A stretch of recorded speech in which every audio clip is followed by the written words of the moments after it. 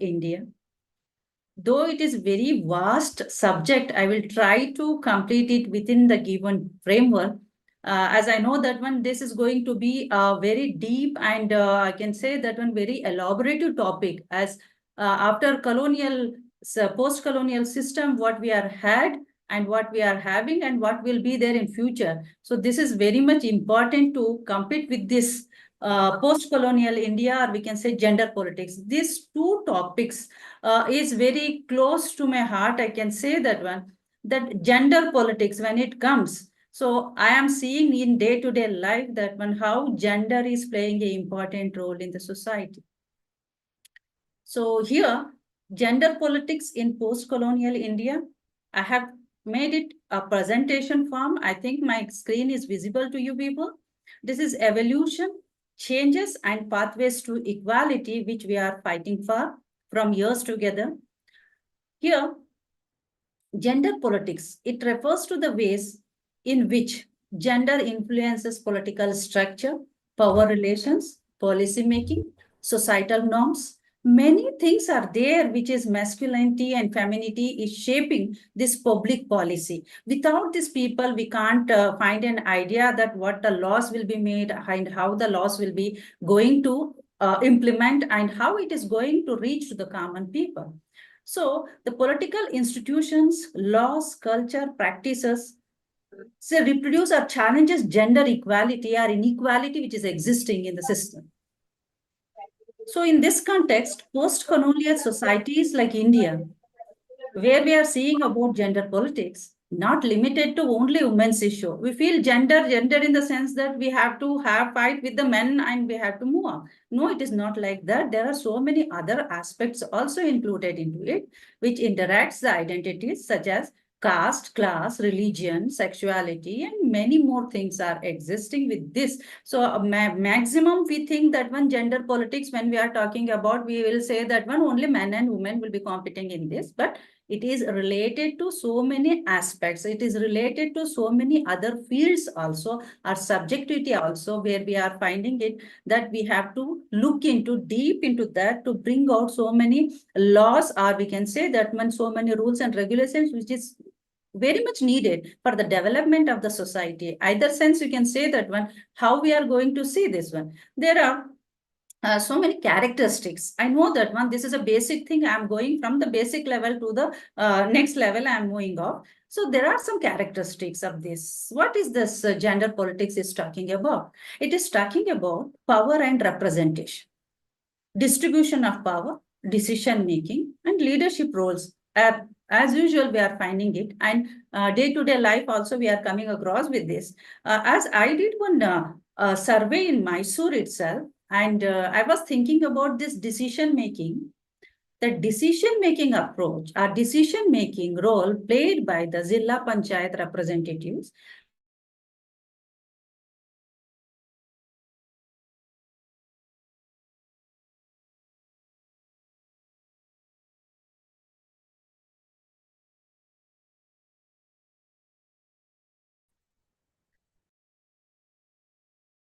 different. When they are individual, that is different. That makes a very much we can say that complexity is existing, that decision making, how the leaders there in the political field, I'm talking to the political field. So when the representatives has been elected or women representatives are there, the decision making, how they are taking is, one side they are saying we are agreeing with the officers in front of them, we are agreeing in a different way with when we are with our spouse, because you know that one how proxy plays an important role there.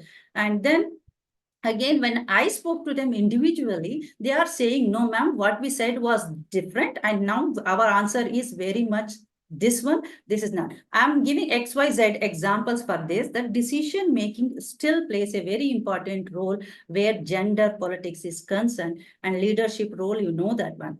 Intersectionality, how gender intersects with other social categories. As I spoke earlier also, that how this caste plays important role, how class ethnicity plays important, religions, identities, ideologies, these are the things which we have to understand with the characteristics of this.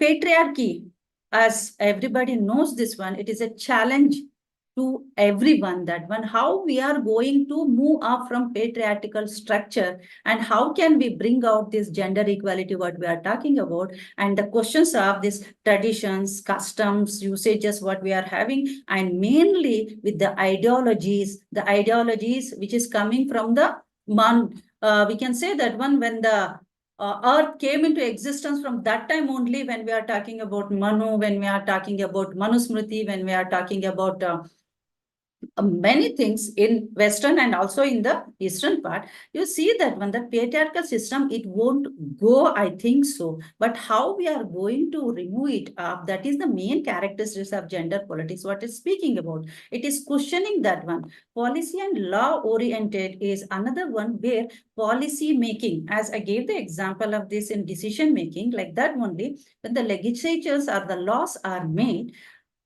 how and who is going to implement it, one question, and whether it is going to reach to the common people, that is another one question. How we have to provide them basically. So when we are talking about LGBTQ rights, this is one thing I want to tell you. I want to share my own example with this. There is a paper in political sociology which I teach now. Earlier it was with some other faculty. When LGBTQ rights came, that is in political sociology, we have to speak about all these things. When that main topic came, the male person said that when, ma'am, I can't teach this one because boys will be there in the class, girls will be there in the class. I don't want to teach this paper itself. I want to change this paper. So this type of mentality is there. I'm talking about just 2 years back to 4 years back, that's all. So here, the gender politics, the characteristics what is speaking about this, who is making this law and how we are going to implement it, that makes a very important part of gender politics. Role of movement and activism, as you know that one. My dear friends, where we are talking about feminist movements, most of you people know about that one, how we react for that within our own community, how we are react, and when it comes to the outer world, how we react. The feminist way, our social movements, how it is playing an important role. So that questioning through the movements will come in gender politics. That is, we can say that one, that how to bring social justice in the society, how to bring those reforms in the society.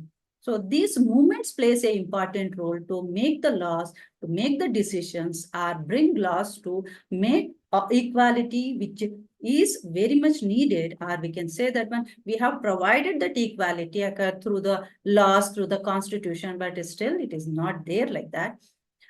Though cultural and ideological critic, this is very much important as a characteristics where cultural narratives have been made.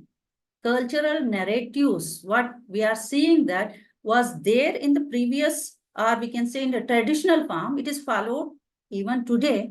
But when loss comes, they will say that one, this is tradition. On the other side, they say this loss has been made and we have to make a changes in our society. How it is possible and how this media is making, or how the media is portraying all these things, we have to realize that one and we have to question that one. That is one of the characteristics of gender politics. Religious doctrines and education system, as you know that one, if I say education system, you people will understand that one. How the changes have come from the traditional way of learning to NEP, what you are facing, or SEP in Karnataka, I think we are facing that one. And also global and local dimension, we have to read about this one in gender politics. That's how global feminist discourses will affect our own people. Or we can say that one, global changes are happening into the major way, and local culture, local ideology, how it is affecting with the other way. So this global local dimension plays a very important role in understanding gender politics, or we can say that one, this is a characteristics of gender politics. In total, if I want to say something, or in the crux of the few lines, if I want to say that what I have explained to you now, that is gender politics is a critical and dynamic field that interrogates how power operates through gender in society. This is very much important, and also it aims not only to expose and challenge inequality, but also reimagine more inclusive, democratic, and equitable form of governance, citizenship, and social relationship. So main task sir has given me, Krishna sir, is that when I have to speak about the post-colonial India, where it plays a vital role in addressing the historical injustice and shaping a more just future in India, we are going to discuss in coming few minutes. Before I could go to the next slide, just I want to interact with you people that are maximum people are there from Karnataka or from outside Karnataka also there. Maximum are from Karnataka, madam. Maximum but Karnataka. there are a few outsiders. Madam, Karnataka maximum, madam. Maximum Karnataka. Okay, 90% of the people are in Karnataka. Maximum from Karnataka, ma'am. Yes. I think some other states also participating here. Yes, ma'am. I'm from Tamil Nadu, ma'am. Tamil Nadu, right? Any other Yes, state? ma'am. I am from West Bengal, Kolkata. West Bengal, sir. Oh, yes, sir. Kazi, sir. Okay. Sir. Yes, ma'am. Next. Anybody else? Why I am asking you this one is that in between I may use Kannada or not, or I should go with the Hindi, or I should go with the English only. I'm thinking about that one. That's why I asked. Nothing more than that. Dear friends, when we are talking about this gender politics and colonial, post-colonial system, post-colonialism plays a very important role in development of the country, especially India, how it has been developed. When you say post-colonialism, it analyzes metaphysical, ethical, and political concerns and cultural identity, gender, nationality, race, ethnicity, subjectivity, language, and power. Why I'm telling you this statement is that the meta-narratives which has been given by the colonial people or the people who were there earlier, they have given us a basic thing which is very much negative in the sense we can say that one. Or we can say that the narratives what they have provided us, it is not so good enough to take the things they were mentioned the others, or we can say that one east concept they have given in a negative way, in the sense other sense that one they are very much developed and these people are not developed in that sense. So here counter narratives is very much needed to give them the counter narratives. How to give the counter narratives, that we have to find out in this explanation, I can tell. So here, hybridity, mimicry, active participation, these are the things which comes to make counter narratives. We have to say what they have given historically, we have to come forward and they have to make a change into it, and we have to do the research on those sort of things.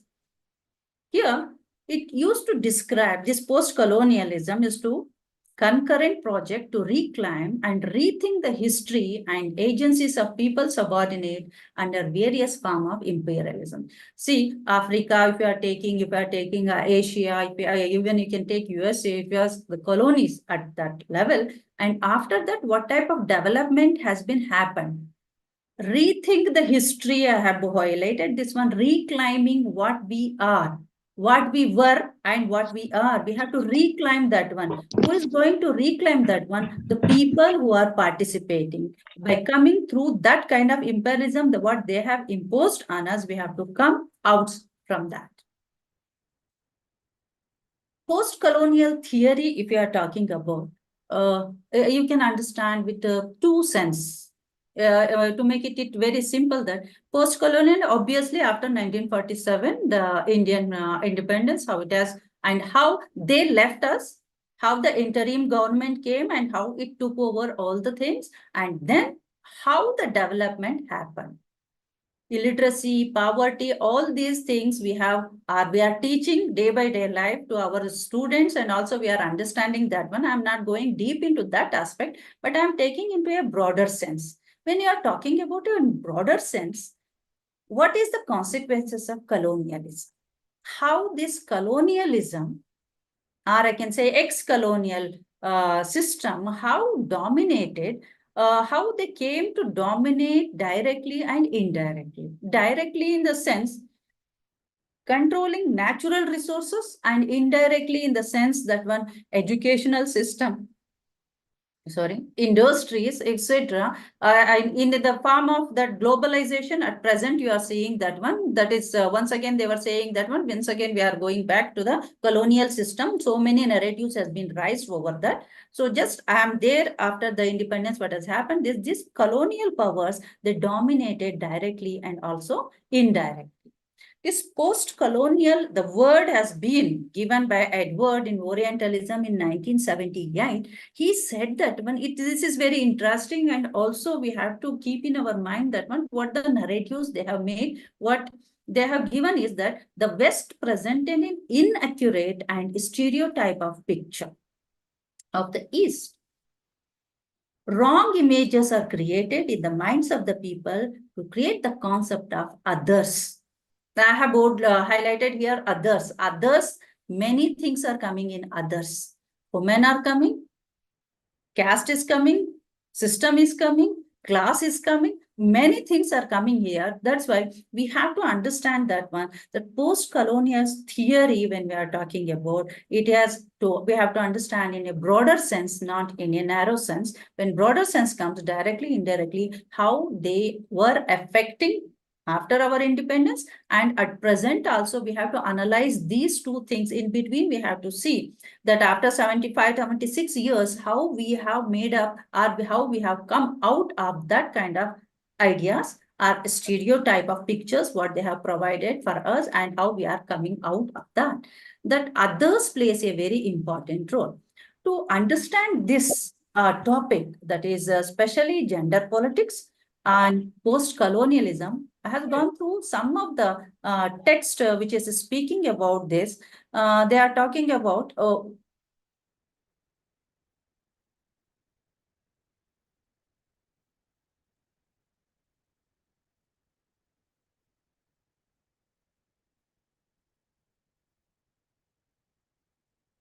I'm sorry, this is a little technical issues it came. So Uma Chakrabarti, a pioneer feminist who has written a book that is Gendering Caste Through a Feminist Lens in 2003, she has very much clearly mentioned about how the patriarchal system existed in our society and also existing in our society, not only in the earlier part, but now also this caste and gender intersection is taking place, where she has provided this Brahmanical patriarchal system where women's sexuality and autonomy is questioned.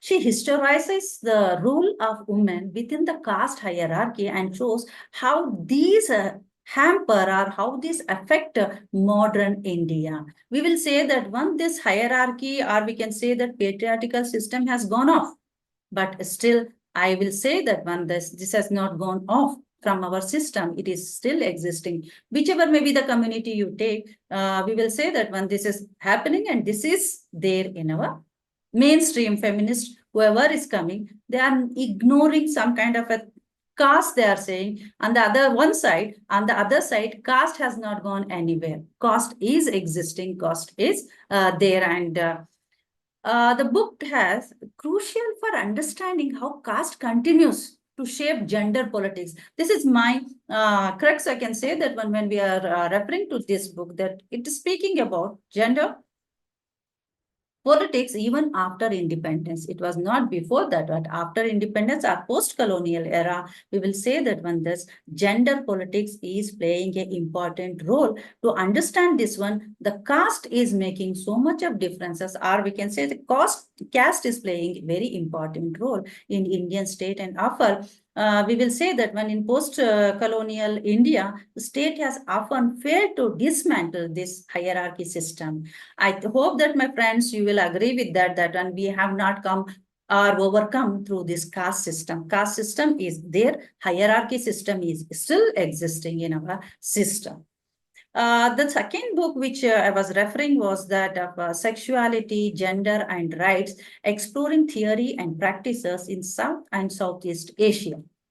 In this book, Gitanjali Mishra and Radhika, they have come across with a little different areas. I can say that one little different way they have mentioned. They are not mentioning gender only of a man and a woman. They have come through a right-based approach where they are talking about queer and non-binary lens they are taking and talking about gender politics going beyond the binary of men and women. Not only men and women, there are so many other things or other people are existing in the society, like queer community, what we are talking about, LGBTQs. So this is mentioned in this book, which is very much needed at this level, that where sexual rights, reproductive freedom for women especially, where we are talking about this openly, and it has been there, and we have to bring out so many changes in those approaches they are talking about, and their critics on the normative assumptions of the post-colonial governance structure also. So this work shifts the discourse from women's issues alone to the include sexual minorities, broader gender identities, and also it speaks about feminist imagination in post-colonial India in a different manner.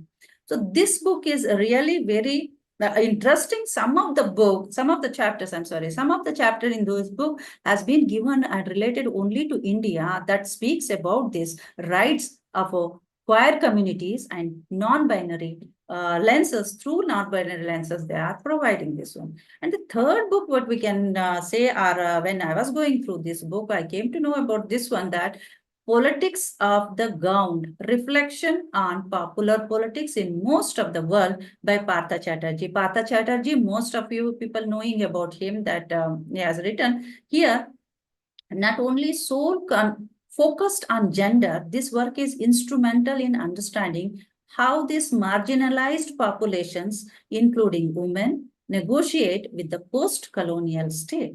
That is here, the role of civil society they are talking about. Not only the political society, it is related to civil society. It is political society on the one side, on the other side, it is talking about civil society.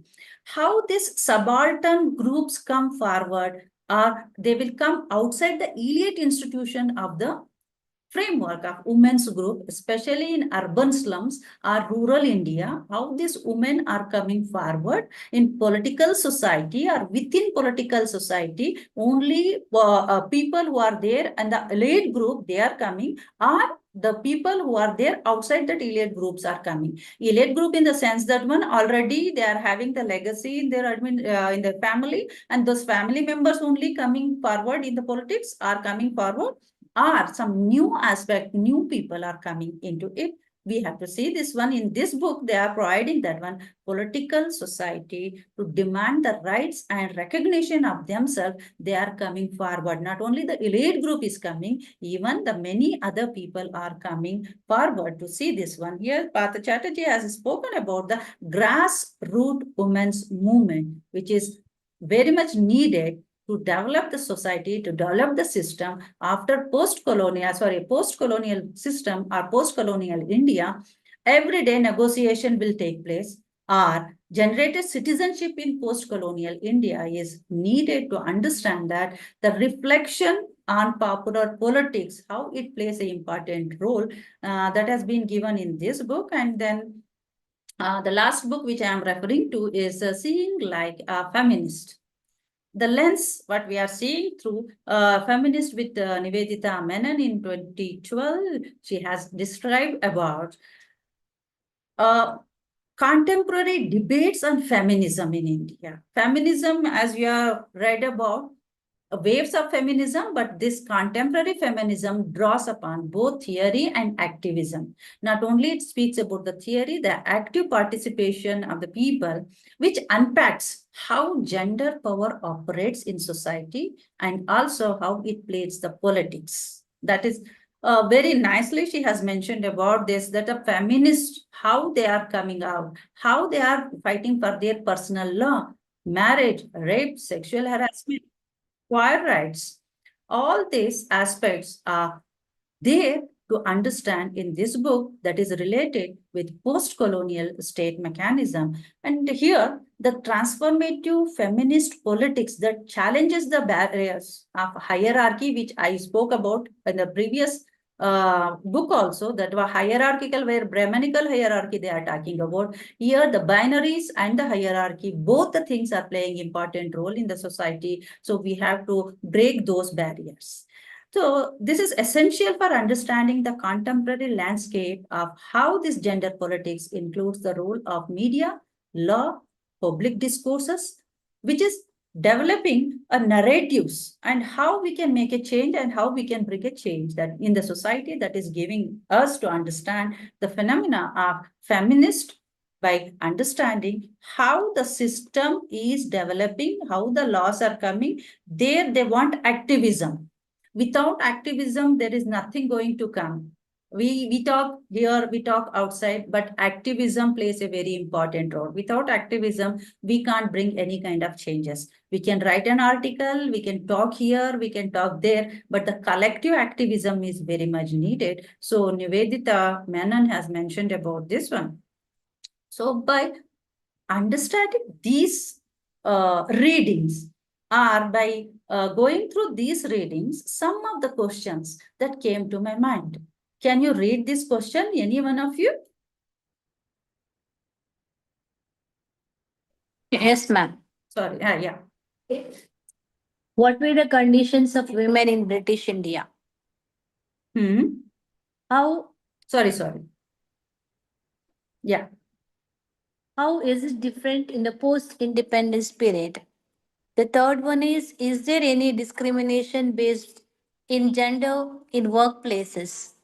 Fourth one, what are the measures taken by the government of India to promote women's education, health, equality, and is gender gap? Fifth one, how are Indian women finding a balance in work life and private space? Sixth one, are there any particular organizations promoting communal politics? Seventh one, what are the major achievements by Indian women nationally and globally? Eighth one, how does independent India look being run by female power? Thank you very much, madam. Can any one of you talk about a few lines, 2 to 3 lines about one question? Number one, what were the condition of the women in British India? Friends, we are friends. Be free to speak it out. I am like you only. Many changes took place during British period itself, madam, because abolition of sati system and child marriage, those progressive acts were brought during British period itself, madam. Thank you very much, madam. If you want to talk in Kannada, you can talk in Kannada also. I'm very much familiar with Kannada also, Hindi, English, any language. If you want to speak, you can speak. Anyone else, can you talk about the second question what I have put here? It is voluntary.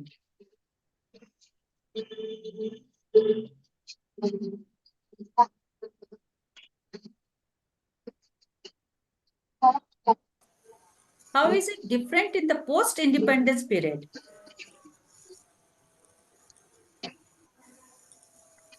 ವಸಾಹತುಶಾಹಿ ಅಂತ ಹೇಳ್ತೀರಾ ನೀವು? Women were given the voting rights. Yes, ಯಾರೋ ಹೇಳ್ತಾ ಇದ್ದಾರೆ. Somebody is speaking. Lata is speaking. I think Dr. Lata, madam. Yes. Not From the first election itself. After, sorry. Audible. It is not clear, ma'am. Okay. Yeah. Women got voting rights, ma'am. Yes. Yeah. The main thing which we are talking about is gender politics. Is that exactly, ma'am? What you said is right. And a third question: is there any discrimination based in gender in workplaces? Madam. Most of us are working. We are working. Madam. Yes, madam. Renuka. Yes, Renuka, madam. Please. Madam, after independence. Yes. ಸಂವಿಧಾನ ಜಾರಿಗೆ ಬಂತು ನಮ್ದು. ಹೌದು. 1950. ಆ ಸಂವಿಧಾನ ನಮಗೇನ್ ಕೊಡ್ತು? Fundamental rights, right to equality. All fundamental rights providing to equality, there is no any discrimination among the caste, color, creed, and Yes, yes. workplace basis. How? That's fine. There is no much more difference between gender. Gender, Sex. yes, you are exactly right, Madam Renuka, Madam. The second one, what you are talking about is exactly the thing, and the gender in workplace also the same thing. Third one, you can workplace connect both the things, that one. Exactly. Maximum ನಮಗೆ relaxation ಸಿಕ್ಕಿದೆ. How? Okay, madam? Yes, yes, yes, yes. 100% true. 100% true. What is the Financially saying? and I will go through this one because this is the time where people We are where people will ನಾವೆಲ್ಲರೂ like to ಇವತ್ತ sleep. ಈ ಒಂದು zoom ಇದ್ರೊಳಗ RC-ಯಲ್ಲಿ ಇಕ್ವಾಲಿಟಿಯನ್ನ ನೋಡ್ತಾ ಇದ್ದೀವಿ ನಾವು. Ha. So nice of you. Also resource person also. Yes, yes. We are seeing this one. Very nice. And this why I am taking it as a interactive. ಏನಕ್ಕೆ ಮಾಡ್ತಾ ಇದ್ದೀನಿ ಅಂತ ಹೇಳಿದ್ರೆ, why I am taking it interactive. This time is very sleepy time. So I have to make you awake. And most of the people will think that one, yes, we have to be active Very at this interesting moment, topic. right? We The are fourth very one. happy. Yeah. The fourth one, what are the measures taken by the government of India to promote women's education, health, equality, and ease gender gap? The fourth one. No, madam. Government has prepared the budget on based gender, actually. Yes. Reservation policy, ma'am. Yes, madam, Mamta madam. Reservation policy. Reservation policy, very correct, ma'am. Then special rights to women, which are mentioned in the Indian Constitution. Sure, madam, sure. Public policy, ma'am. Yes, public policy. Many laws have been implemented by the government of India as well as state governments to Yes. improve the condition of women. To ease the gender gap, to remove the gender gap. Try ಮಾಡ್ತಿದ್ದಾರೆ madam reservation ಎಲ್ಲ ಕೊಟ್ಟು, but politics ಅಂತಂದ್ರೆ ನಮ್ಗೆ participate ಮಾಡ್ಬೇಕಾ ಬೇಡವಾ ಅನ್ನೋ question mark ನಮ್ಗೆ ಬಂದಿದೆ ಮ್ಯಾಮ್. ಲೇಡೀಸ್ಗೆ ಕ್ವಶನ್ ಮಾರ್ಕ್ ಬಂದಿದೆ. ಇವರೆಲ್ಲ ಕೊಡ್ತಾ ಇದ್ರು ನಾವು ಪಾರ್ಟಿಸಿಪೇಟ್ ಮಾಡ್ಬೇಕೋ ಬೇಡವಾ ಅಂತ ನಾವೇ ಮಾಡ್ತಾ ಇದೀವಿ ಅಂತ ಹೇಳ್ತೀರಾ. The participant from the other states, please don't feel bad that I'm talking in English, but I'm giving it a very comfort zone that let them talk in Kannada also.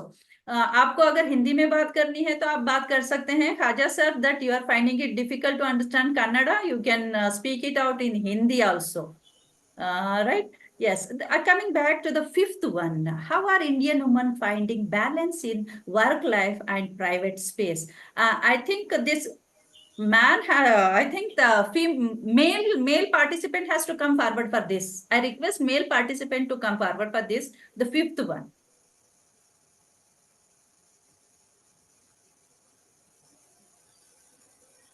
Idira? Our male participants are there who can give me the answer for this. How are Indian women finding a balance in work life and private space?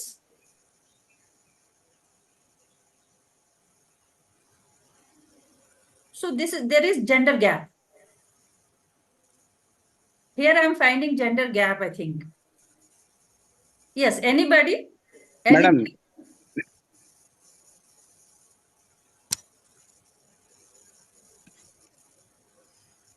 Raj Praveen sir is here. I'm very much familiar with that, and he will be giving it the nice answer, I think. Yes, sir. Yeah, to a considerable extent, there is work-life balance, madam. Are they balancing the work, sir? Work life and the private space, they are balancing? Yeah, definitely. To a certain extent. If not... I hope that my female friends also will agree with that. We are balancing. That's why we are sitting here and we are doing the work.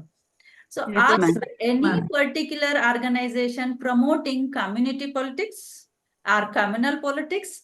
This is a big question mark in this present scenario. So I'm skipping that question. It came to my mind, just I have put there, but this is very much relevant at this present politics, what is happening through, whether it is a gender politics or in separate politics. If you are talking about, this plays a very important role. So I'm skipping that one. And the seventh one, what are the major achievements by Indian women nationally and globally?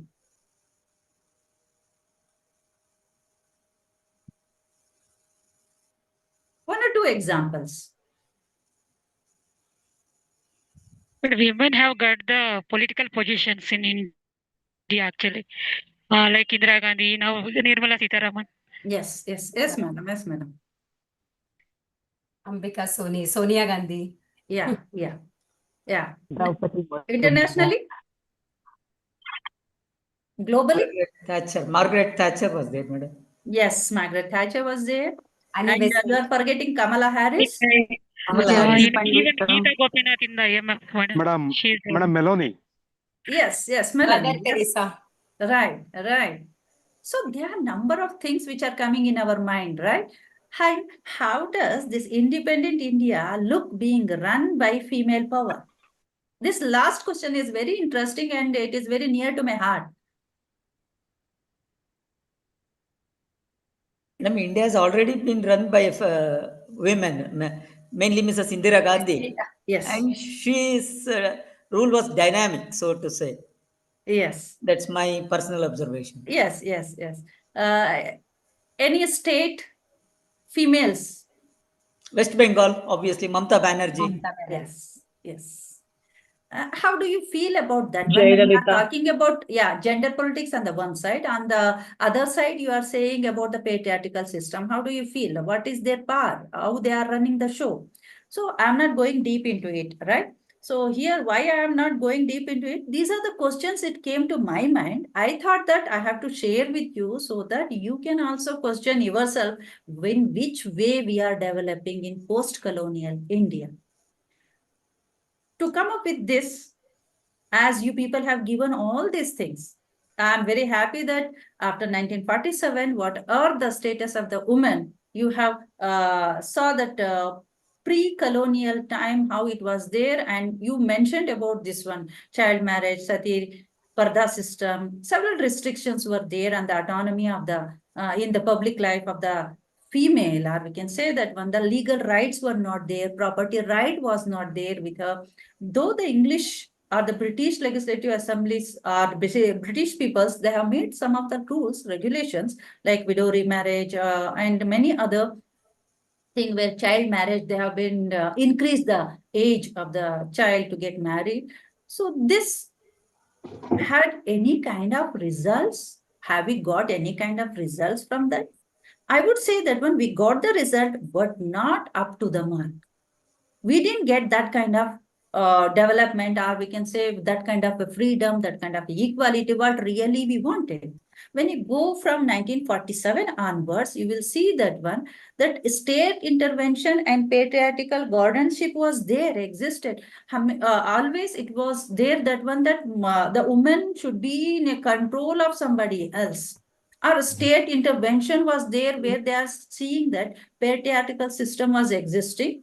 At that time also was there, and this time also you are seeing gender violence. Yes, it has been reduced, but it was much more in 1947. So what my critical political insight is talking about is that measures to override women's agency and choice of nationhood with nationality frequently judged based on religious identity. This established a precedent where the nation-state, despite constitutional promises, could prioritize social orders or traditional norms over individual female autonomy, reflecting a patriarchal guardianship model. So this, I have to highlight this one, this patriarchal guardianship model. Always somebody will be there to guard the female. Somebody is there where the model we are talking about is that one patriarchal system in 1947.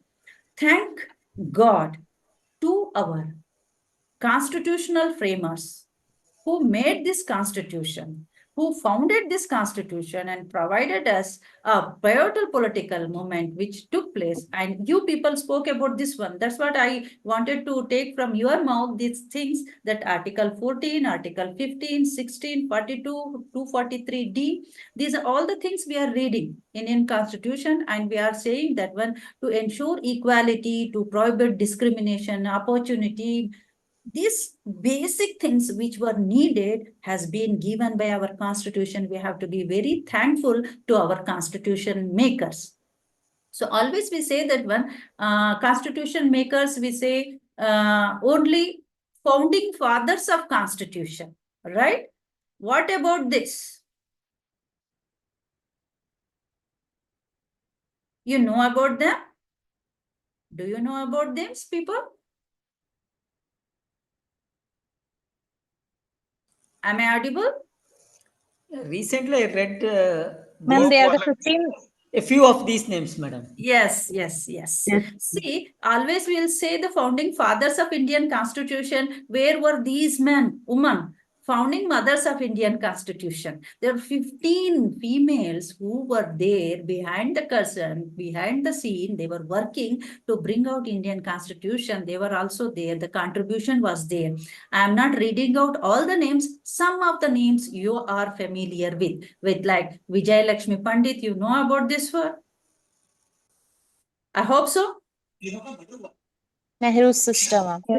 Yeah. Anything else? She was the first woman representative to United Nations from India. Yes. See, these things we have to bring out very frequently in our classes to talk about this gender politics. When we are talking about, we'll say that founding fathers are there. What about founding mothers? Where they are and why we are not talking about them? So this is my request for you all people, that we have to talk in the classes about this one, that there are mothers who work for us, right? Coming back to our constitutional framework, we are very happy that they have made very landmark legislative laws which made us to prove ourselves that one, we are moving forward in post-colonial system. That is in 1950 when we got this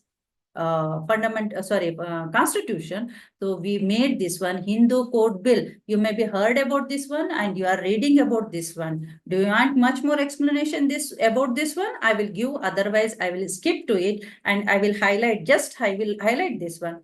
Ambedkar, when he made this one, the Hindu Code Bill, and at that time there was much more opposition. They don't wanted to bring all this, but later and gradually in post-colonial system we are talking about, and after that we are seeing that when many things, right to property recently has been brought.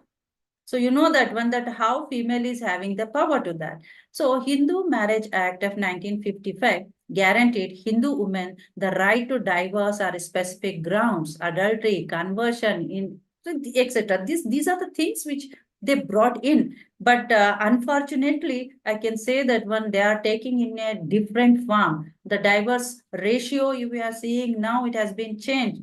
And then Hindu succession, 1956, which you know better than me, I think that one, the concept of giving equal share to the woman. And now most of the people, when they have given right to property for the women or daughters also, how many cases are coming forward in front of the High Court or the Supreme Court? You are seeing that one, even in the primary level or the lower level, courts are filled up with so many these property disputes are coming in. At that time only in 1956, they have made this one to provide this. And also Dowry Prohibition Act of 1961. This law in post-independent India played a very important and crucial role. Here, criminalize, or we can say that when the people who are doing this kind of crimes are demanding dowries, there are rules they made in 1961 only. You imagine that one, and now you implement that one, and you see in the society how this law has been misused, or how these people are not obeying this law. Maternity benefit, when you talk about Ambedkar, when mines workers, the ladies who are working there, pregnant women, just taking 8 days leave after their giving birth, and they were entering to the mines. They are working in the mines. That mines too, you can imagine that one with the peanuts money, that is 50 paisa, 10 paisa, for that they were working, and they were not given any kind of medical facilities. So for that reason, how he has made the law, that is maternity benefit law, that is now I think most of the male people will be agree with me that when they are getting paternity leave also now, with the modification of that law, now we are getting that also. So this shows that one, that these laws which they have made has brought a challenge in implementing that. Political challenge, especially I'm talking about in post-colonial India, or we can say that one in India, political challenge to implement those laws. Why it was so difficult? Because the gap between de jure and de facto equality, there is a gap emerged between legal equality and actual reality. We know that one. Making the law is very easy, but implementing is very, very difficult in this country. I will say that when in our country, we can say that one. So here, why it is so? Lack of knowledge. Societal transformation has not taken place. See, society won't change very soon. But now we are seeing that society is changing. But when we see the date, that is 1950, 1960, the society was not transforming so easily. They were abided with their customs, traditions, their ideologies and all. So here, this implementation are the laws, whether they have made the laws, to implement the laws, what are the techniques they have to use, that was very, very difficult for them. So here I'm not going deep into all these acts. I can say that one, the key argument, what I'm trying to tell you is that legislature alone, without concurrent deep-seated social reforms, widespread awareness, and robust enforcement mechanism often struggles to dismantle enriched patriarchal norms and economic structures. So here, we have to come forward and we have to make a change, means together we can make a change. Otherwise, it is not going to happen. So society has to accept, society has to try to implement that one in our life, then only we can make a change. Only telling to the government, only the changes can be brought by the government, I don't think so. We have to have. So here, earlier I said about the civil society, right? Political society and the civil society. On the one side, the government and the representatives. On the other side, the civil society has to take active participation into it to bring it changes.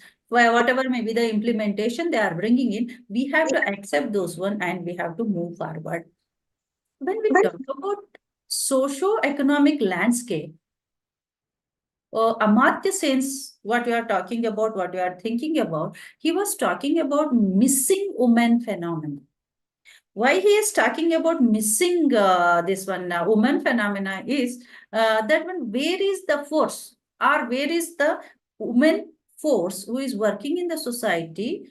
They are talking about equally on the other side, and on the other side, the work done by the woman is unrecognized. They are not recognizing it properly. Why? Why this is so? This is one thing I think some of you will agree, some of you won't we won't agree. That is, the son are giving much preference for the son. The bias between the girl and the son. I tell you here one example, recent one. You can join this one, what I am talking about, the 90s, what Amartya Hassan has said. I'm still in 60s and 70s, I am explaining to you. But I am talking about recent development in Delhi, what has happened. In Delhi, it is so happened, they are saying that one, the girls attending the schools has been increased. The boys who are coming there are increased. On the other side, in total, we can say that one, government schools are working very properly, as Aam Aadmi Party is saying that one. They have moderated, they have changed so many things they have brought in the education system, not only in the system of education, but infrastructure also, and also they are taking care of the teachers who are going there. But latest development has happened that the study is showing that one, yes, it is correct. The strength has been increased in the government schools, but only the girls have been sending to the government schools. What they are doing, no? They are giving best and the best facility for the son, and they are sending the girls to the government schools, and the boys still they are studying in private. See, we are talking about 1970s, where societal development has not happened and society has to transform a little. After so many years, In 2025, we are talking still about the sun bias system, which is making this unequal intra-household investment about on daughters, what they are saying. Political paradox of progress is, I'm not going to do this one very detailed, but I'm just skipping and by giving you example that one, whatever the phenomena they are talking about, that is still the difference or the gap is existing in post-colonial India, we can say. So economic participation of the female, here just I want to bring to your notice about this one. The progressive ratio we are talking about is about 0.33 in 1819 and 0.48 in 22-23. This is female to male, right? The wage, this is very much important. This wage, you try to understand this one, the gap which we are having, average daily wages, 17 to 18, what we had the data, that shows that one 522 rupees for male and for female, it is 364. The difference is once again, but the men or the women who are working, you can see this marginal position of they are in the highest mega manufacturing, how they are and what they are doing. So still this discrimination is existing, occupational segregation, we can say that one, this work is meant only for the woman, this work is meant only for the man, they are saying, and then lower education and there is no training and many more things which my dear friends, that prioritizing the caretaking or caregiving only to the males, not to the female, that plays a very important role. Though we are saying that we are after 75, 76 years, we have come forward, but still you can see the differences that one, the gap is still existing. Education and digital access disparities. This is latest one. You can keep this where we are talking about artificial intelligence. We are using artificial intelligence and we are saying that one number has been increased. And recent development in Karnataka, I think that one yesterday you people may be knowing about that one. Today's news it has come. Do you know what is the passing marks for 10th standard? 30, ma'am. 30. So that's what the discussion was going on. You bring down, still down, it's still lower level. And then you will see more people will get educated. So you can show the figures. But what about the quality? That's what, how when we are talking about the quality, quantity doesn't matter. Quality does matters, isn't it?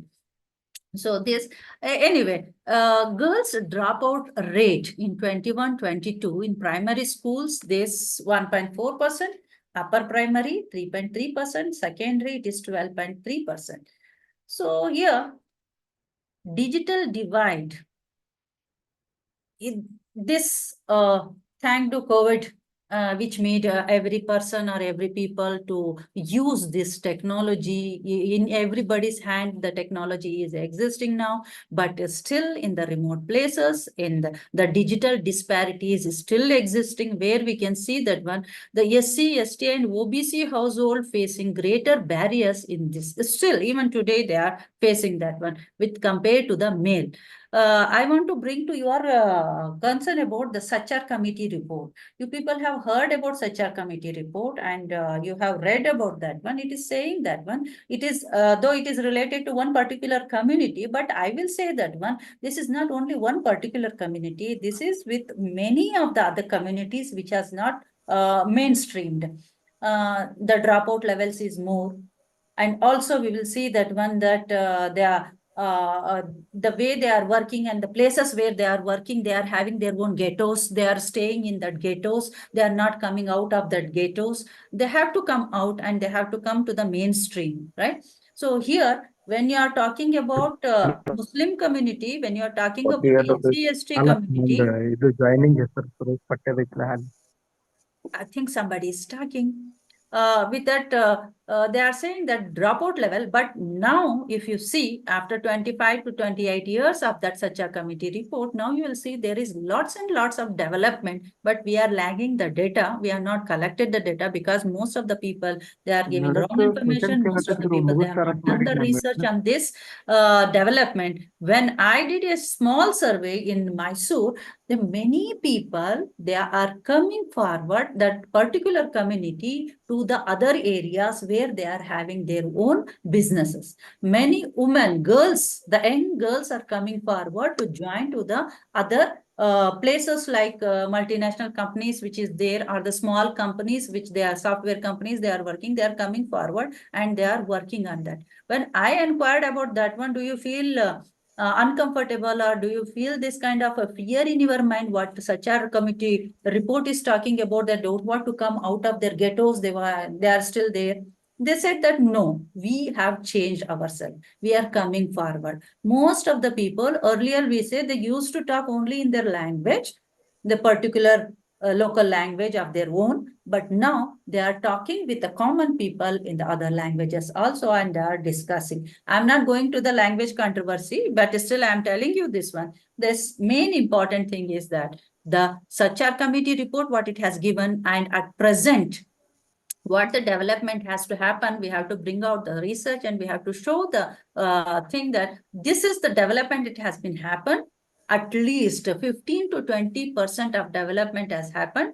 No one is staying back without the education, without food. They are coming out of that poverty. They are coming out of that illiteracy. They are coming out of that going to the lower class or lower category people, and they are mixing up with them. And now they are thought that only the education, as Ambedkar has said, education bring a change in the society. So these people are also working out, and the other, compare it with the other, they are still more forward. SC, ST category, they are still more forward, but still this I will conclude with this only. I'm giving in between, I'm leaving you in between here. But adolescent health fertility, like health education and health plays a very important role. Just this example I have to give you.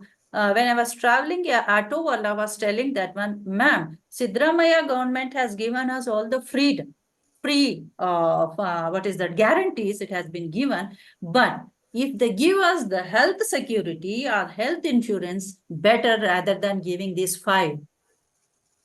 Auto wala is saying, why? Because the health issue is making our health issues. If it comes to anybody's life, it is costing you more and more. They are not getting the money. The lower group people, they are not getting the money. So they are talking about that one. Just I am bringing to your mind so that you will fresh up your mind. That's why this kind of examples I am giving you in. But when you talk about the health, the fertility rate, see, post-colonial India, we are talking about earlier. I think that people who are born before 80s, I can say that one, their health conditions and their health, the food habits, everything was different. And people till 2000, that is different. And generation Z, you know that one, Zen, what we are talking about, our generation Z, their eating habits is different. With that, it is affecting a health lot.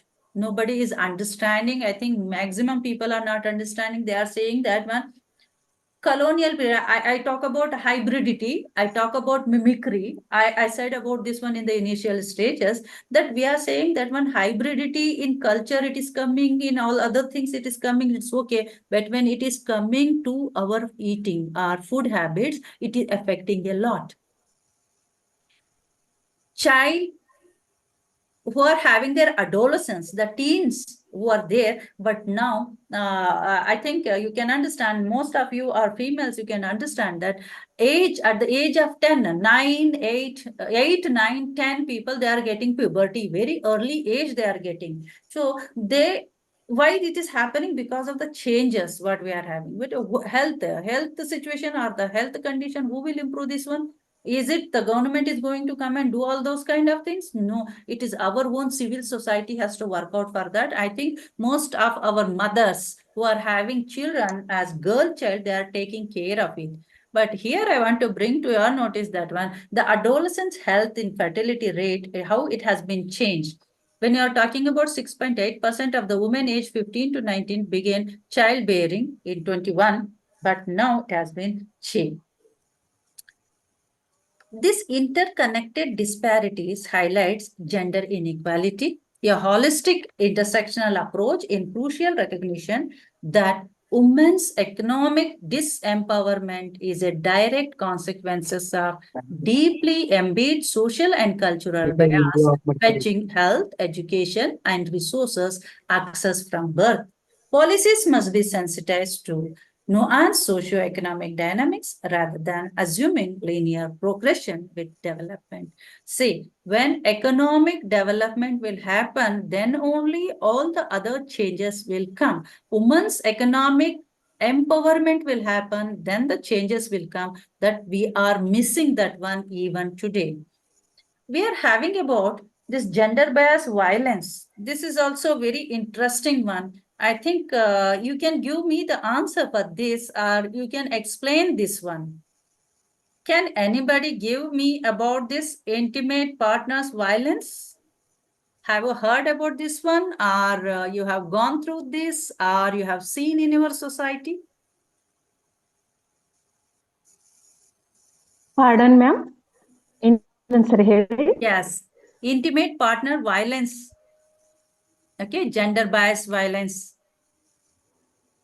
in the society. Yes, madam. Yes. Madam ಪ್ರತಿನಿತ್ಯ ನಾವು news paper ಅಲ್ಲಿ ಓದ್ತಿರ್ತೀವಿ ಇದಾವೆ. ಹಾ sir, ಹಾ madam ಹೇಳಿ. ಆ ಥರದ ಘಟನೆಗಳನ್ನ ನಾವು ನಡೀತಿದಾವೆ ಮೇಡಮ್ ಸಮಾಜದಲ್ಲಿ ಪ್ರತಿದಿನ ಸಮಾಜದಲ್ಲಿ ಇದೆ, ನ್ಯೂಸ್ ಅಲ್ಲಿ ಕೇಳ್ತೀವಿ. Yes, ma'am. Yes. So here, see, this violence, it was there at that time also, it was there now also. So this intimate partner violence, ಯಾವ ತರ ಇದನ್ನು ನಮ್ಮ ಸಮಾಜದಲ್ಲಿ ಬದಲಾವಣೆ ತರ್ತಾ ಇದೆಯೋ ಅಥವಾ ನಮ್ಮ ಸಮಾಜದನ್ನ ಒಂದು ಕೆಟ್ಟದಾಗಿ ಒಂದು ಸ್ಥಿತಿಗೆ ಕರ್ಕೊಂಡು ಹೋಗ್ತಾ ಇದೆಯೋ ಅಂತ ಹೇಳ್ಬಿಟ್ಟು ನಾವು ಅವಲೋಕನೆ ಮಾಡ್ಬೇಕಾಗತ್ತೆ ಇಲ್ಲಿ. So most of the time we have to think about this one, that one. What has happened when violence will take place at home? One study has been done in UP. I think it is here somewhere. I have mentioned about that one, where they have discussed with the policeman. They have taken a study, a small survey, where police officers, okay, they are saying that one, it is our right. We will beat our wives, and it is wives who are going to take care of the children, household, and everything. We people are like this only, and we will be like this only. So imagine that one violence when it happens. Though you are making laws, you are making that one to use those laws properly, but most of the women, they won't go and they won't come forward. They won't say anything against their, I can say that when the male partner or whoever is there in the family. But that Protection of Women from Domestic Violence Act, this is very much important. DV Act ಅಂತ ಹೇಳ್ಬಿಟ್ಟು common ಆಗಿ we speak about this one, DV Act, how it is misusing, what is happening here. So one of the studies says that one, more than 80% of the cases which is there in the court, or which has come in front of the court, that is the false cases. Who has put the false cases? It is the woman. So I should say that one, though I am a feminist, I should say that one, this is also happening in the society. Men are suffering. Do you agree with this? Yes, ma'am. So Yes, ma'am. here, Yes. yeah, so this misuse of that power is happening, Misuse and of this now, law. yes, Misuse this law. yeah, misuse of this law is happening, where emotional, verbal, sexual, and economic abuse are happening, but on the other side, the other person is also doing the same thing. The best examples are coming in front of us, whether it may be drum, it may be tails, under the tails, inside the drum, or going for honeymoon. these type of examples, when we talk about where the society is moving towards, we have to rethink about the laws. We have to rethink about our lifestyles, how we are living. So protection should be given from the law that is there. But what we are doing, how the institutions are working, and how the civil society is working, whether it is NGOs are working or whoever may be there. So we have to think about that. And this is very much required, my dear friends, about this one. Can you speak out, anybody, about this one? Any examples?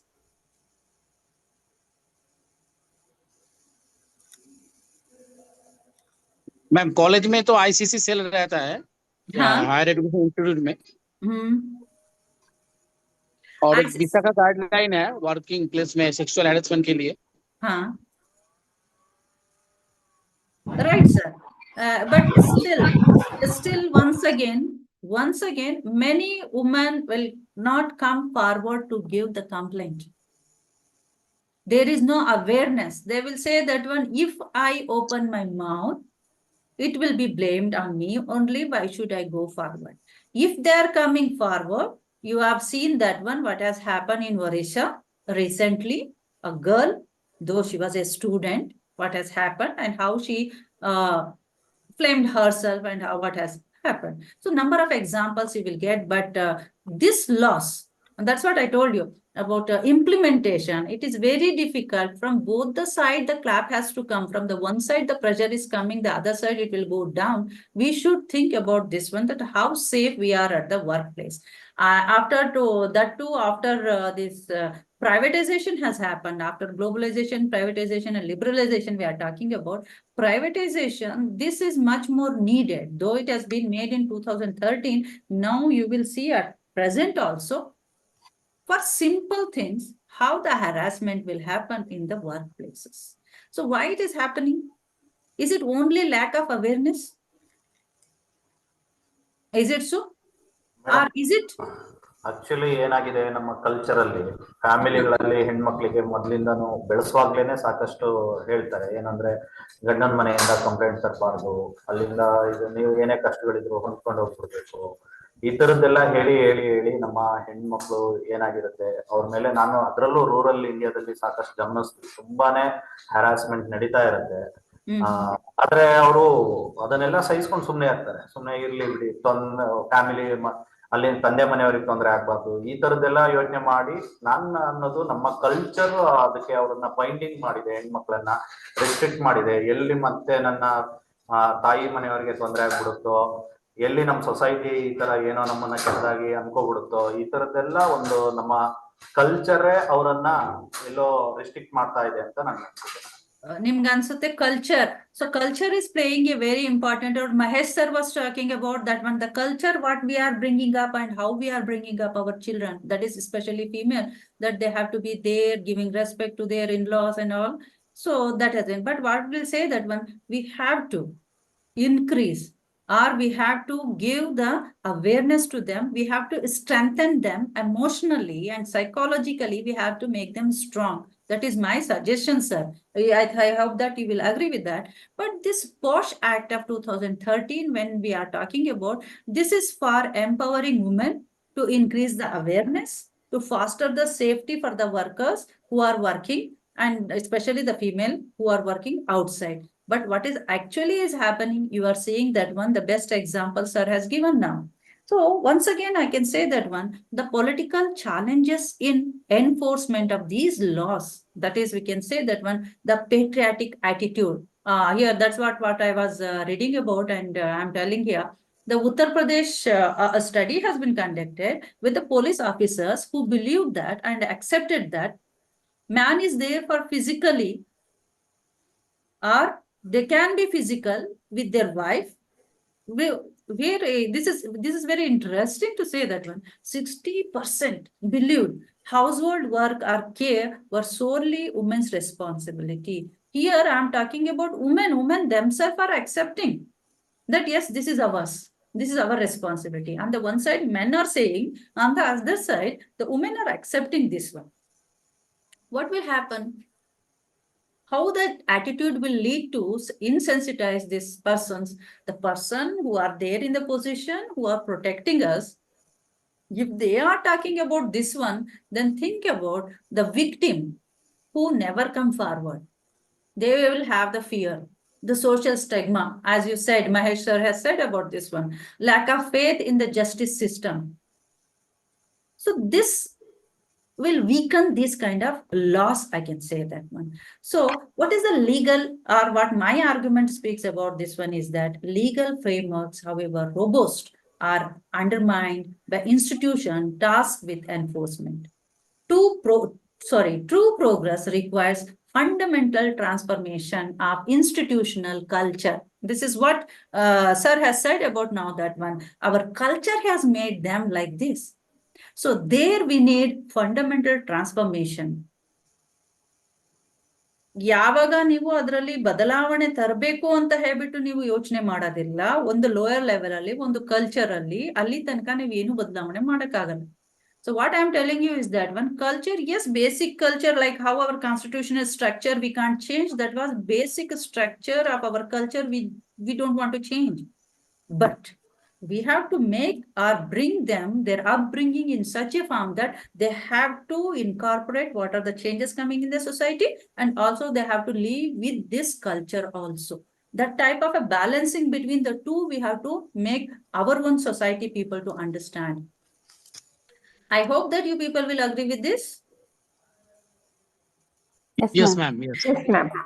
So this is one Nirbhaya Kant, what we talk about all the times. Do this government, or we can say that one, why this government will wait for something big has to happen and then they will bring the legislature. After that only they bring the laws. After that only they will make it. So this has to happen. Do this has to happen. So you are studying about the recent development, what has happened in Karnataka. They are saying that 450 girls, or they are saying thousands of the girls, what has happened? Still government is thinking to bring the law or to make SIT or not to make. So why this is happening? Though this is there to give punishment to them, the loss has been made, but still the movements, how is happening and what is happening, we are seeing for and the against, both the things we are seeing this one. What is my political observation speaks about this one is that significant legal reforms are often a reactive response to the widespread of public outrage rather than a consistent, proactive policy of prevention and systematic changes. This raises question about the effectiveness of punitive measures alone without addressing the root cause and comprehensive victim support. That's what I'm talking to you, that one. So we'll say that when some problem will come, then they will make the laws and then they will be following that one. But no, we have to go to the root cause of that, what is happening in the society. If you are removing of that root cause of that problem, then only you can change, bring a change. Otherwise, making laws that will be implemented or not, we don't know. That will be used or not, we don't know. On the other side, I'm not very much what I'm saying now, that I'm not supporting that one. It is not happening. It is happening, but still we have to bring still more and more strong, I can say that one, changes in the laws. Women political empowerment. This is and second sir has given me another one, that is public institutions and representation of the women, something like that. The topic is there. I will be talking you with in detail about this one. So I will be highlighting this one because my slides are more. So I will be skipping some of the slides here. See, the women political empowerment, how it has been started in 1962 Lok Sabha elections. This is the turnout. You have to understand this. 46% men, and men is 63%. Remember this one, 46 and 63. In 2014, it is rose to 65. But this is the thing, what I want you people to notice this one, 65.8% slightly surpasses men's 65.6%. That means a lot. 65.6 and 65.8. What it shows? This is a significant milestone indicating growing political awareness and engagement of the women, or you can say they are coming forward by leaving out all the barriers what they had, the constraints which is avoiding them. They are coming forward and they are making changes in the society. This is 2%, or we can say 0.2%. It may go in future to increase that. Right? So Indian ranks 144 in terms of women's representation in national parliament. See, 144th. 192 to 195 countries in that 144. But imagine there, I'm happy with the 0.2%. I'm saying just a few seconds back, but now I'm worried about still we are in 144. Here I will say that one, America, this is the beginning. Who said this one? From America. Very much sensational words which has been used by Vice President of America. Can you guess? A lady Vice President. Kamala Harris. Yes. Kamala Harris. Yes, right. So Kamala Harris in her speech, she was moving off so many things in her speech, but she says this is the beginning because she was the vice president, was supposed to be the president if the same party would have come. See, 1920, imagine and think about the American people who are getting the right to vote and they are having so much of equality they are talking about, and they started with 1920 to make a female vice president, though the other was there, Hillary was there, but still, I'm talking, she said, this is the beginning. Yes, right? Like that only, Margaret Thatcher has said that one, don't follow others, let other follow you. That makes a change. Yes, that brings a change in the minds of the common people, or the women folk who are very much interested in participating in parliamentary elections or any of the political activities. That makes a difference. Internationally, I'm talking about, and nationally, if you are talking about, you said about Indira Gandhi. My last question was there. How about the female running the show? Yes. 15 years. Right? 17 years. 17 years. 17 years, that is Nehru. Yeah, Nehru ruled for 17 years. Yeah. So today, our present Prime Minister is making a record of exceeding the one day of what we can say that the legendary lady who was there as a long Prime Minister, and now they are going to have the other person, our Prime Minister is going to have the record of that. Think about, just I'm talking about that one, and I'm talking about 144th position we are in. How much of long way we have to go. Still, there is much more way to go. So political challenges, you know this one. I'm not going deep into it. I'm highlighting this one. The challenges, what it is coming, are the hurdles and the constraints, what is it's coming for the political participation in the higher level. One, I can say this one, that we are having political leadership. Yeah. When we talk about political leadership in India, it's of two types. One, micro level and macro level, they will say that one. K.C. Surya has spoken about this one, micro level and macro level. What I say that one, people are coming, our leaders are coming from the parachute, are one type, and people at the ground level, they are coming from the basic, that is to the other side, right? Coming from the parachute level, that is, they are having already set the platform because they are having dynasty rule. I'll say dynasty rule this one, right? So their own people has to come and they have to grab the opportunity. No other persons are there. Best example, as most people of you are from Karnataka, you are seeing that when the local regional party, how they are ruling and why the other peoples are not coming into that? Why they are not making the other people to go to the highest level? Why only the particular one family is coming? One question. Right? The other side, you are seeing that one in the national level. If you go to there also, there are so many things. So this is a parachute. Already the platform is made and they are coming and they are sitting. On the grassroots level, we will see the development. Either it is man or a woman. I'm talking about the two. Female, yes. Nowadays, we are having about, after the 72 amendment, we are having this, that 50% has been given. Those people are coming forward, or the women are coming and they are taking the charges. Are really they are working, or who is working? No need to tell you that one, right? So cultural and social barriers are there, definitely. Economic constraints, they are not having much money. Lack of political will. This is much, especially Deepa has said, I think Dr. Deepa has said, Deepa madam, that you not having willingness to come forward. And I have to say here about this delimitation. Okay, after delimitation, and the recent bill has been passed to give how many percent of percentage to the woman reservation? 33%, ma'am 33%. 33% reservation के लिए कहा था, लेकिन वो तो reject हो गया, नहीं किया संसद में.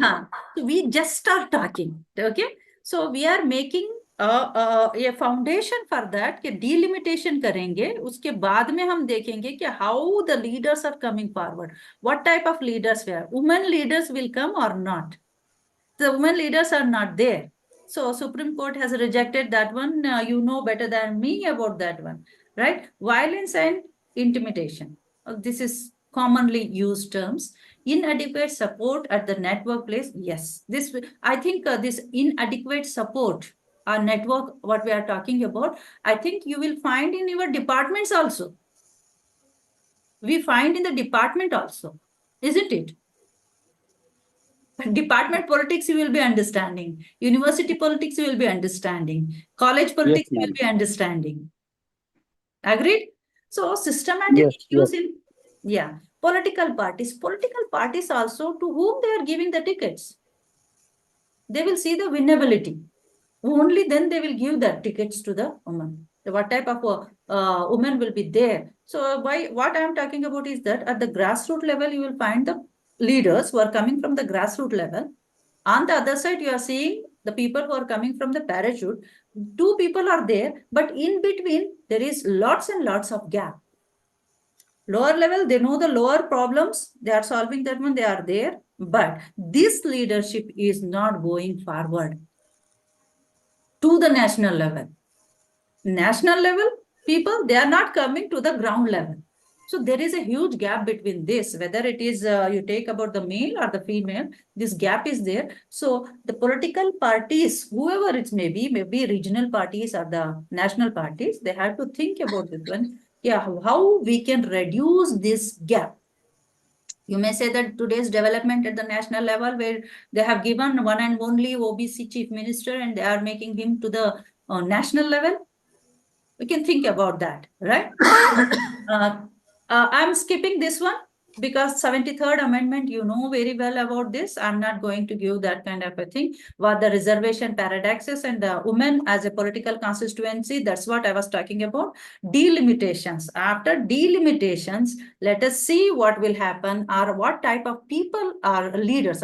Leaders are coming forward. Whether we are giving importance for the grassroots level leaders, this is really going to happen. If it is happen, to whom they are going to give much of the importance, whether to the grassroots level leaders or to the national leaders. Or you are bringing those national leaders to the grassroots level to make it very strong. What Gandhiji has said, that one, you have to make the lower institutions very strong if you want to have a stability at the national level. Are you planning for that? What type of things we are thinking about? We have to write the question and we have to. Hope you are understanding. My lecture is making sense. Yes, madam. Is it okay? Yes, ma'am. Yeah. Yes, ma'am. Yes, ma'am. Okay. Yes, madam. No, Definitely. I'm thinking that you are Yes, having. madam. Thank you, madam. You are having a nice weather. You are having a cup of coffee, or you're sleeping, or you are awake. I'm just checking that one. That's nothing more than that. Okay. So here, as feminist discourses, I spoke about the books on the earlier slides I have spoken about. So here, feminists also having different discourses. In post-colonial feminist theory, we are talking about Western feminist ideas that often standardize experiences of other women from non-Western countries. In the first slides or the third slides, I had think that other, I have highlighted the other. So here also you'll see that one. Here, the emphasis is that to understanding the difference among women, particularly those from marginalized groups. What will happen, when we are talking about this people, when Edward speaks about Orientalism in 1978, and after that he speaks about that one. People are having a dilemma in their mind.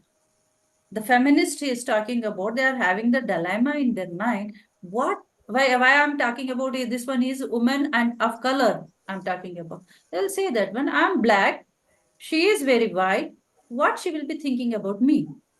So I have to be perfect. I have to make more effort to be equal to her. That type of feeling was there, or it will be there with the people of others. Why I am not coming forward to them? They are doing all the good things. Why I am not? The inferiority will be there with this type of people or women, we can say that, who are there in the minorities or marginalized group, we can say that. So Indian context, when we are talking about Indian feminism, especially in later stages, incorporated diverse perspectives, acknowledging earlier elite approach and caste blindness. So you are saying that one, that some kind of improvement or some kind of development has happened, right?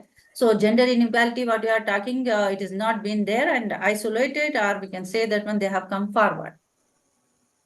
Dalit feminist movement. I think most of you people, I think Deepa madam has done about feminist, not Dalit feminist, I'm talking about the feminist, eco-feminist. I know about that one. So here, Dalit feminist movement, when you are talking about, you take from the pre-colonial and also post-colonial time. I have given some of the example here. I'm touching with the Pulan Devi, how she has come forward and what was happened and how it has happened with her. When she got the power, after taking the power, what happened? Before that, what happened? There's a nice film if you want to watch about feminists. This one, you can see this one. This is another one contemporary, Ruth Manorama, who was a founder of National Federation of Dalit Women, tirelessly advocating about the land rights, about the violence, what is happening under that particular lower category people. She is explaining that one, how you can improve yourself. So some of the examples I have given here, I'm just skipping that one because of the paucity of the time. Anti-dowry and anti-rape movements, which has been happened and happening, laws are coming, but still people are not understanding that one. There is a long, long way to go forward. I'm skipping that one also. Ecofeminism, when you are talking about, this is very interesting. I think you know about this, what the slide is talking about. Are you seeing the slide? Yes, ma'am. Yes. So I no need to tell you about Chipko movement, no need to tell you about Salu Marada Timmakka. These are the people who really are working great for the development, or we can say that. This is very interesting topic, what many people want to talk about, and many people hesitate to talk about this.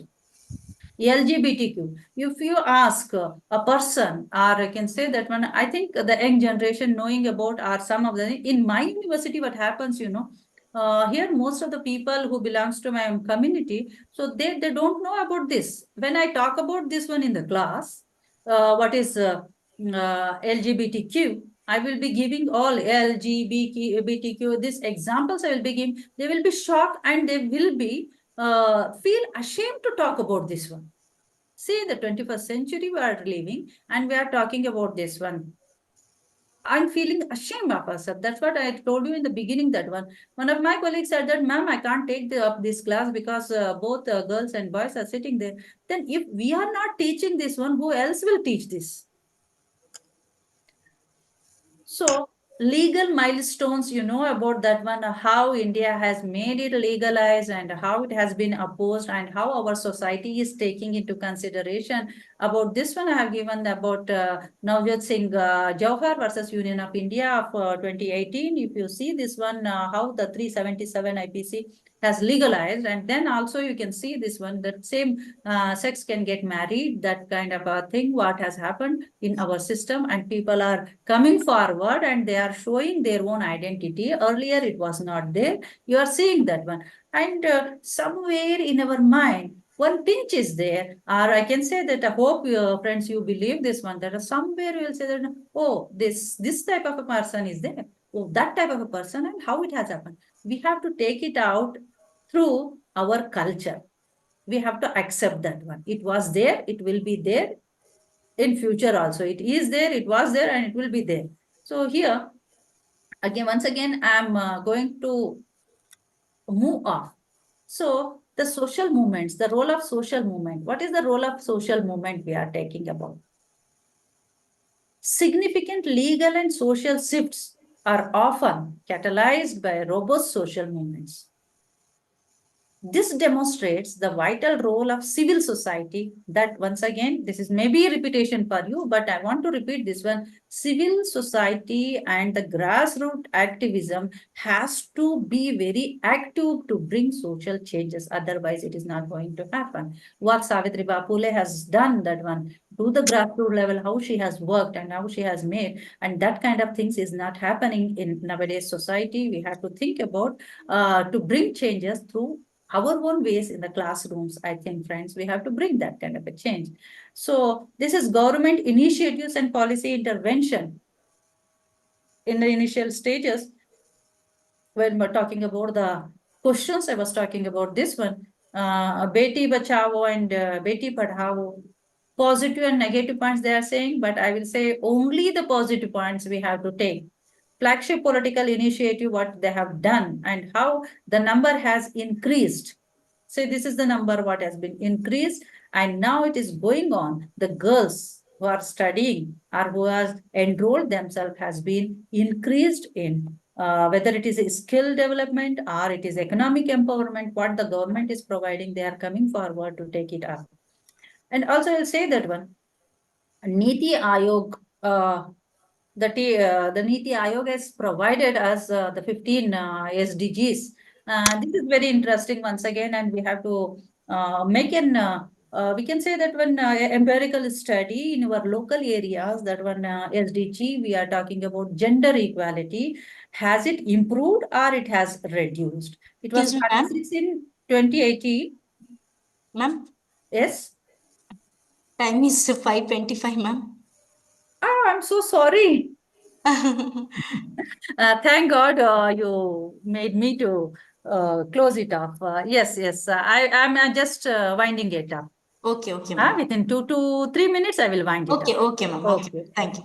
So Niti Ayog, what it is talking about is about the sex ratio we are talking about, and now it has been improved, right? I'm so sorry for participants that I am taking too much of time of yours.